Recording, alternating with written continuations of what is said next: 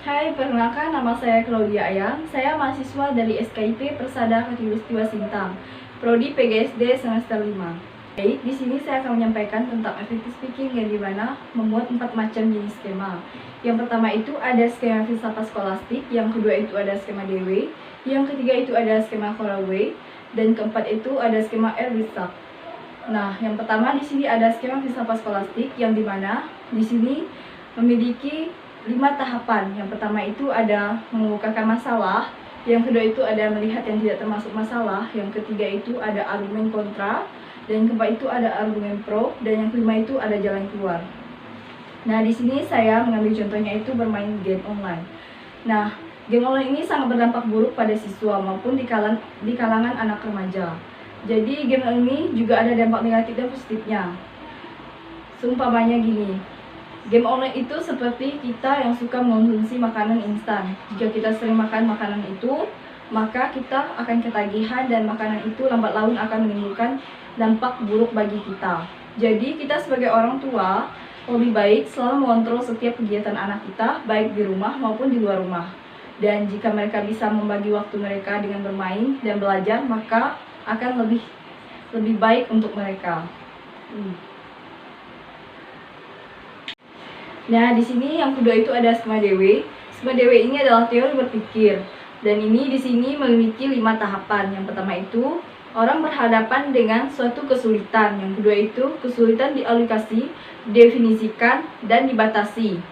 Yang ketiga itu ada tawaran jalan keluar. Keempat itu akibat logis dari jalan keluar atau teoritis.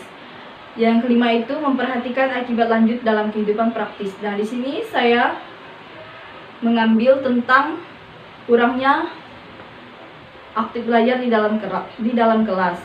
Nah, banyak guru mengajar di dalam kelas sangatlah monoton dengan sebuah buku, sehingga para siswa sangat cepat bosan, mengantuk, dan tidak semangat dalam belajar. Menurut saya, kurang aktifnya siswa di dalam kelas itu terjadi karena guru tersebut tidak bisa menghidupkan suasana kelas, sehingga anak-anak di dalam kelas cepat bosan. Kita sebagai guru harus kreatif dalam mengajar. Dalam mengajar dengan menggunakan metode bervariasi, itu bisa menarik perhatian anak dan anak tersebut memiliki semangat dalam belajar. Baik, di sini yang ketiga itu ada skema Holloway, yang dimana di sini memiliki 5 tahapan. Yang pertama itu ada motivasi, pembatasan masalah atau proyeksi tujuan. Yang ketiga itu ada diskusi. Yang keempat itu ada jalan keluar. Yang terakhir itu aplikasi penegasan jalan keluar. Nah, seorang yang suka sekali bersikap pesimis terhadap dirinya sehingga muncullah rasa malu dan kurang percaya diri. Menurut saya, alangkah baiknya kita tidak mudah minder ataupun merasa malu dan tidak percaya diri di hadapan orang ataupun di tempat ramai. Tanamkan sikap percaya diri di dalam hidup kita. Jadi sebelum memulai sesuatu, kita terlebih dahulu mempersiapkannya terlebih dahulu supaya kita tidak salah dalam menyampaikan sesuatu. Dan jika kita ada kendala misalnya dalam tampil dalam presentasi di kelas dan kita tidak menyiapkannya terlebih dahulu, maka menimbulkan rasa pesimis dan kurang percaya diri dalam presentasi. Intinya kita jangan gampang menyerah dengan sebuah keadaan.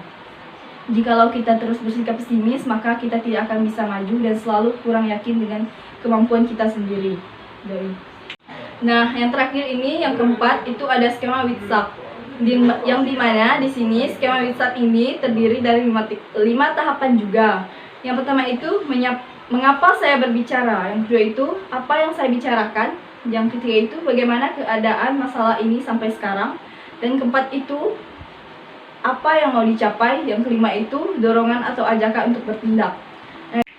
Baik, di sini dalam skema Witzak ini saya mengambil contohnya itu jangan gampang menyerah dalam suatu keadaan. Karena jika kita gampang menyerah, maka kita tidak akan bisa maju dan sukses karena kita selalu gampang menyerah dalam menghadapi berbagai persoalan hidup. Caranya agar kita tidak gampang menyerah dengan sebuah keadaan, yaitu kita harus percaya diri dan dengan keputusan yang kita ambil. Hal ini sangatlah penting karena banyak sekali orang yang gampang menyerah dengan sebuah keadaan. Sebaiknya kita tetap mencoba dan jangan gampang menyerah dengan apa yang ingin kita capai. Kita semuanya tentu ingin sukses, maka dari itu kita tidak boleh gampang menyerah dalam hidup. Mari kita terapkan pendirian di dalam diri kita sendiri agar tidak gampang menyerah dengan sebuah keadaan. Baik, sekian dari effective speaking saya.